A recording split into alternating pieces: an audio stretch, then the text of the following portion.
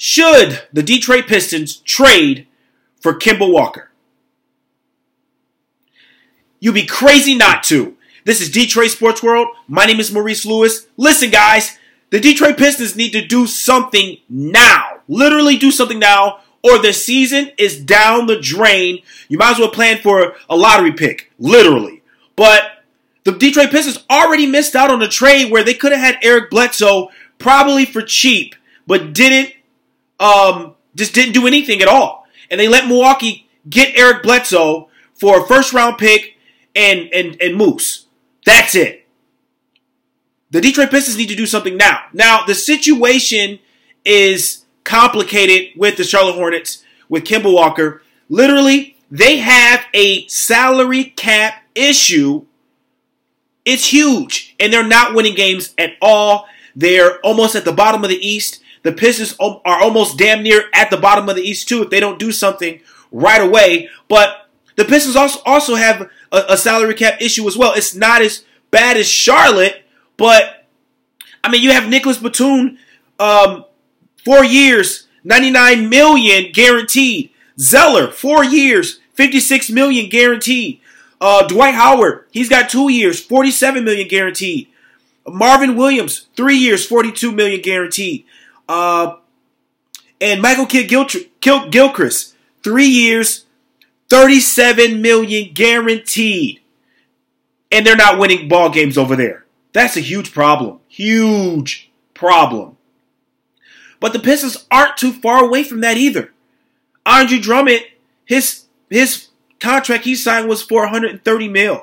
Reggie Jackson signed a 5-year deal worth $90 million. Okay? John Lure signed a deal 4 years, $40 million. Ish, 3 years, $30 million. Boban, 3 years, about $30 million. Tobias Harris, when he signed his contract with the Magic, he signed a deal worth around 5 years for $64 million. Okay? The Detroit Pistons aren't that far away from Charlotte at all. Okay? At all. And then they decided to bring in Langston Galloway and pay him like $27 million for like 3 years. And you see, he's coming off the bench. So, how could you make this work with just Charlotte and the Pistons? How could you make it work?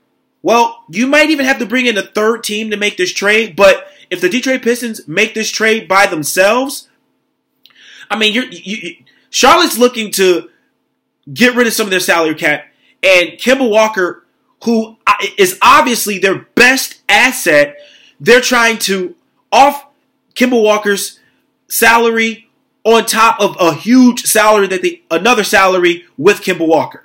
So it's not going to be easy. So how are the Pistons going to make this work? Well, they're probably going to have to, for one, get rid of Stanley Johnson, which they've already expressed. They've already put him on the trade block. They might add Stanley Johnson in there. He's still in this rookie contract. Okay.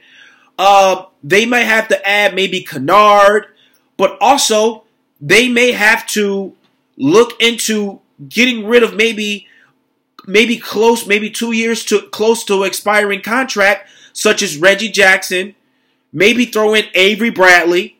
But if you get Kemba Walker, you're going to have to absorb one of these contracts like Marvin Williams or a Zeller. You're going to have to get one of those contracts.